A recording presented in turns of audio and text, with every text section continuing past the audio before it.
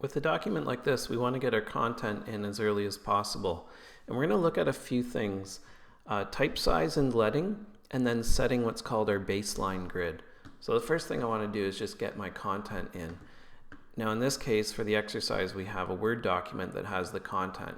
So I'm going to go File, Place, track down that Word document, and we're going to select in the Place window, we're going to select Show Import Options.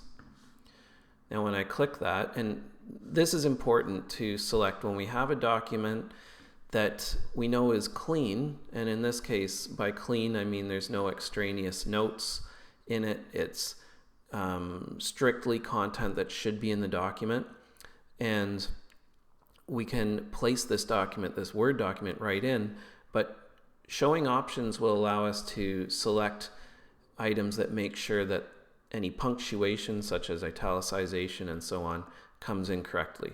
So I often, whenever I'm working with a Word document like this or a manuscript, I'll select Show Import Options. So when we say Open, the options come up and we can look through this quickly. So some of this gets quite specific. If there is a Word document that has if it's a full manuscript and it has table of contents, index, and so on, a lot of these you may just want the content. So you can turn all these on and off as you wish or as you need. But one of the things we want to make sure is that we have used typographer's quotes selected. We want to deselect remove styles and formatting from text and tables for now.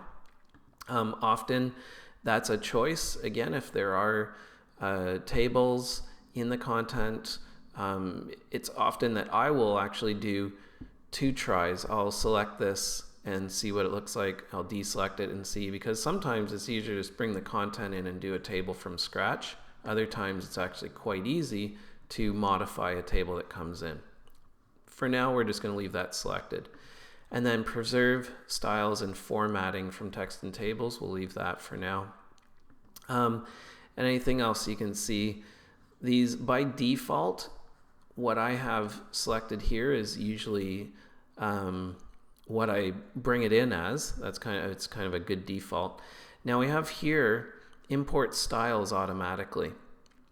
I usually keep this selected because if I'm working on a manuscript or something, typesetting a novel, for example, a lot of the styles and a lot of the layout, if done correctly, will be something that I can utilize. I can modify and change it.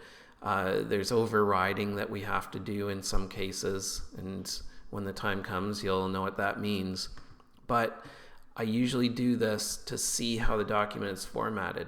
Sometimes someone who's set content in a Word document, for example, they know how to use space after in Word. They know how to really format the document correctly.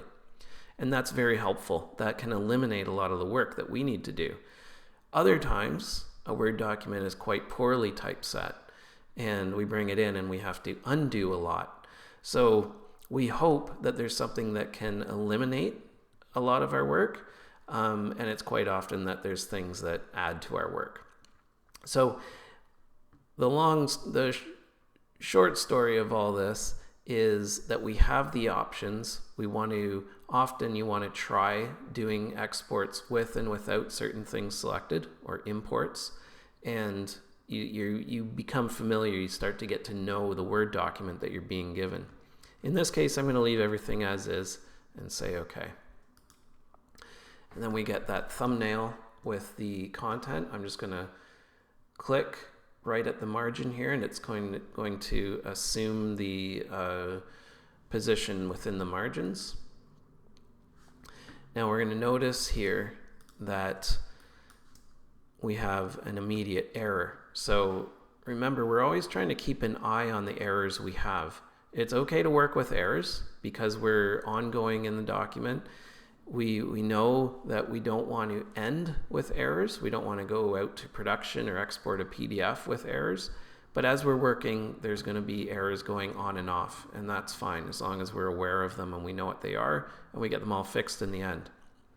But in this case, our error is what's referred to as overset type, meaning there's a lot of content in here and the type frame just isn't accommodating it.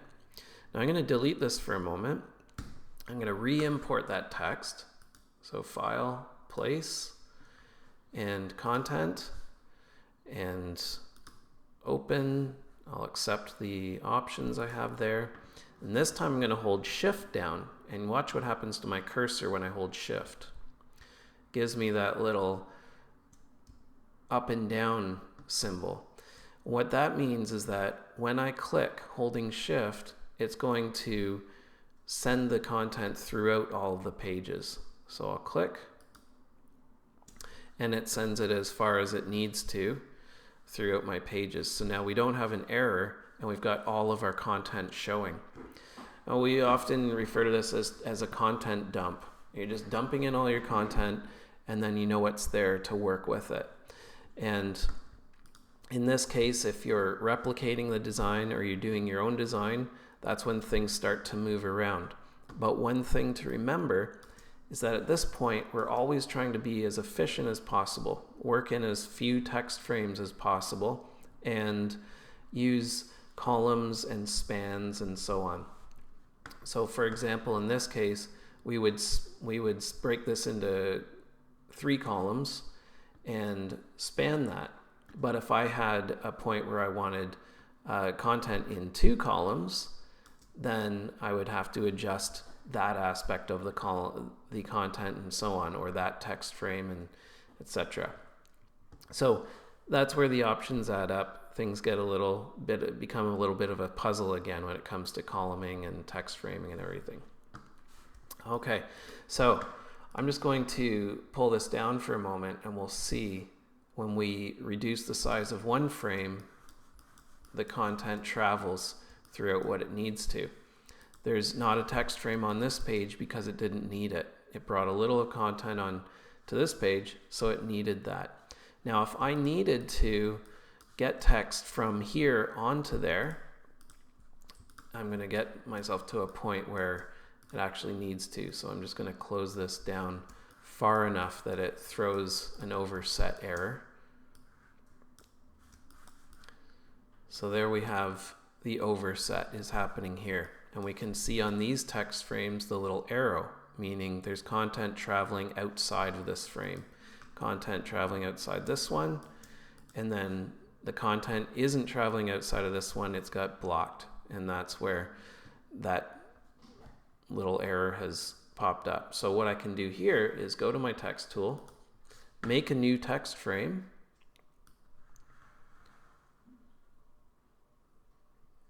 and I can actually link that text. So I'm going to go back to my main cursor, click on this text frame. I'm going to click the overset icon down here. I know I have a blank frame here. Even if I didn't, I could actually just make one at this point. Anyway, I could click and drag and it would go into there. But I made one, so I'm just going to click into here, and that's going to absorb that content. So we've created that necessary link that these already have up here. So I'm going to just put these back as they were for a moment, and we're going to do a little bit of column review, and then we're going to talk about baseline. So when we get content in like that, I'm going to mention one thing here. I haven't saved my document yet, but you want to make sure that before you get too far along that you save your document. This is going to be one that you're keeping, and you want to make sure that you go File, Save, and save this working document. So columning text. Remember that in magazines, for example, it's often that we have at least 2 columns, usually 3. It depends on the design, it depends on the sectioning. Open up any contemporary magazine and you'll see the variances, but it's very rare, and in fact, it shouldn't be such that you have content spanning the whole page on every page. That's not so much a magazine as it is more an essay. But we want to column our type. So I'm just going to click this frame. And there's a couple of ways to add the columns to the type. On my computer, because it's a larger screen, it's a desktop computer, I have plenty of information across my top span, remembering that you want to be working in Essentials Classic. And I have the columns section here. So I'm looking for this little 3-columned icon, and I can click and add my columns there. Now, if you don't see that, if you're on a laptop and maybe that's hidden, you can do Command B, which is going to the text frame options. So Command B will take you into the columns and you can set them there. And remember, anytime you see preview in something you've opened, have that selected, and that's going to show you what's going to happen before you press OK, or when you press OK. So I'll set 3 there, and I'll say OK. So I've set these in the columns. Now I move into further formatting, of course, but one thing we have to be aware of in especially design and magazine and book design is aligning our baselines. I'm going to show you what I mean in that regard. So right now, this content is not aligned to baseline. This content it's kind of on its own. What I can do essentially is if I change the size of this content, for example, I change it slightly. Well, it's off baseline to all the other content, of course, because it's larger content. Usually that's okay if it's a small variance, such as a pull quote or a caption or something. However, if I open up some space, let's say in this paragraph, and we can see we're working with space after here, which is good. Remember that you can also turn on your hidden characters, and we don't have any characters showing, so we know we're working with space after. So if in here I increase my space after, what that has done is thrown my baselines. So my baselines are no longer lining up. And what I mean by that is that between columns, the type isn't sitting on the same baseline. It's missing. And that's important. We always want to maintain baselines, especially in magazine design, as much as possible. Of course, variances in the design and the typesetting, we're going to have some things that may be off. But typically we're able to be we're able to adhere to the baseline quite a bit, but it takes a little bit of math. So in this case, I'm first going to undo what I just did there, and I'm going to turn on the baseline so that we can see what it is. So I'm going to go View and Grids and Guides and Show Baseline. Now it looks a little bit like lined paper. We have the pink margin and the blue lines. Those are our baselines. Now in this case, this already really isn't adhering to the baseline at all. The baseline is set different to our type and so on. Now, this can be a little confusing, but it takes some getting used to, and you realize it's not that bad, but you have to be aware of a few details. First thing is, when we're typesetting, we are working with specific type size and type leading. So typesetting in this case, it's a magazine, so I'm going to set it to 11 points over 15 point leading. So 11 over 15, and I'll probably just use minion. So I'm going to double click in here and select all. And what I'm going to be doing is setting my baseline to my content setting. The content meaning the body content. I'm going to have larger headings. I'm going to have titles, subheadings, and so on. But my body content should be baseline aligned, and it should be working with the baseline. The baseline will be set based on my content settings. So I'm going to go to character, and I'll choose, I'm going to choose Minion here. So just Minion Pro Regular, which is a good reading typeface. Georgia is another good one. And I'm going to set it, despite there being titles and everything, I'm just going to set the whole thing right now at 11 point. And I'm going to make the leading, so that's this here, I'm going to make that 15. So often 11 over 15, 11 over 15.2 is pretty standard for magazines. Some will go smaller. They'll go 10.5 over 14. 10 is pretty low, pretty small, but again, it depends on the type of magazine, even the demographic and so on. But 11 over 15 is pretty standard. So now we've got our type all set to 11 over 15, and our baseline is currently looking at its default, so it's likely at 12 point. 12 point is a default for the baseline, it's a default for our type and so on in a new document. So I know that my leading is 15. That means my baseline increments have to be 15. So I'm going to go to my InDesign menu, Preferences, and I'm going to go to Grids. I'm going to mention, if you are on a PC, I believe the preferences are at the base of the Edit menu. Might be the File menu. I think it's the Edit menu. I don't work on a PC, but I know that the preferences for InDesign reside in one of these two columns at the very bottom. So I'll go to Preferences, Grids, and we'll open that up to see the baseline grid.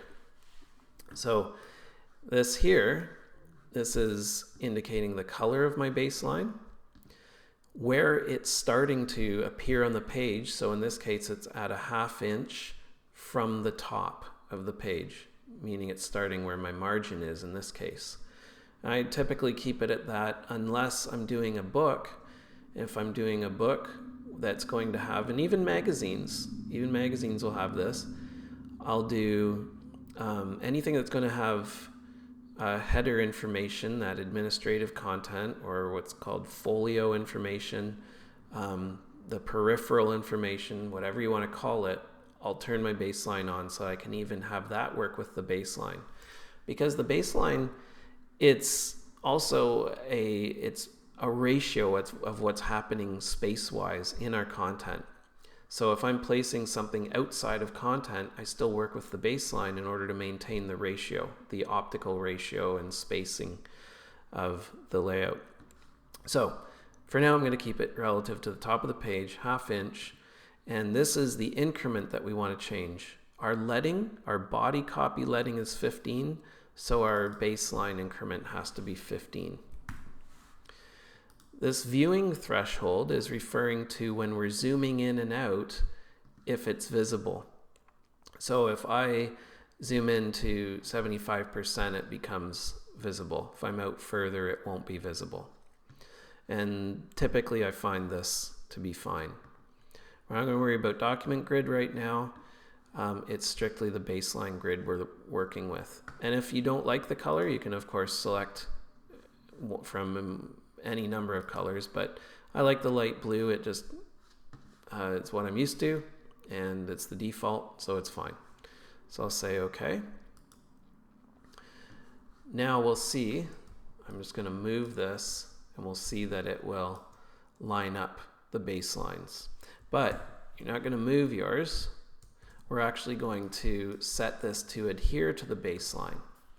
And we can set all the copy or part of the copy. Right now I'm going to set all of it. So I'll do Command A again. And I can even just select the type frames, but I like to do the Command A to make sure I've got all content, because this is it's got linked frames.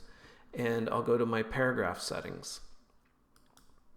And in there, we see down here, you're looking for this, align to baseline grid. Now, if you don't see that in your banner, in the strip along the top, you can go to your paragraph settings, and it will be in here. So you'll open up your paragraph panel, and it will be right at the bottom there, aligned to baseline grid. Now, the thing is, when I talk about a little bit of math in that, when we are changing the leading of something, for example, this is a title. I'm going to increase the type size of this. And you notice it's set to adhere to the baseline. So what it's doing, it's going up to a larger type size, but saying, well, you told me to adhere to the baseline grid, so things are going to start looking bad. I'm a title and you want me to adhere to the baseline grid. So we have a couple of options there.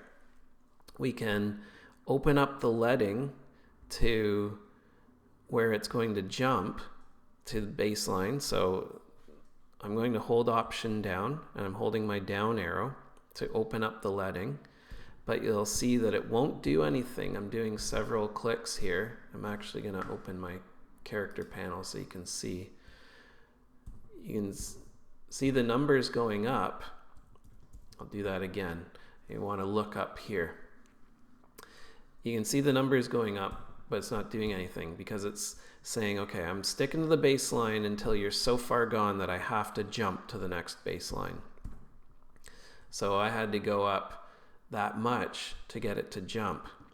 Well, with titles, I don't want this open leading.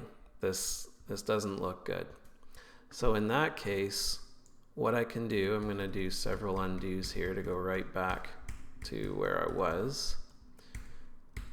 So there's my type size increased.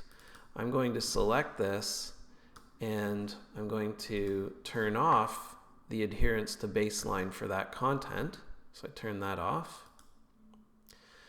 And now I'm free with the leading. When I move, oops, I selected, turn that on, turn that off, there we go. And now I'm free. When I adjust the leading, it moves. But the thing is, the spatial considerations, the proportions of the layout, I want this to work still with the baselining.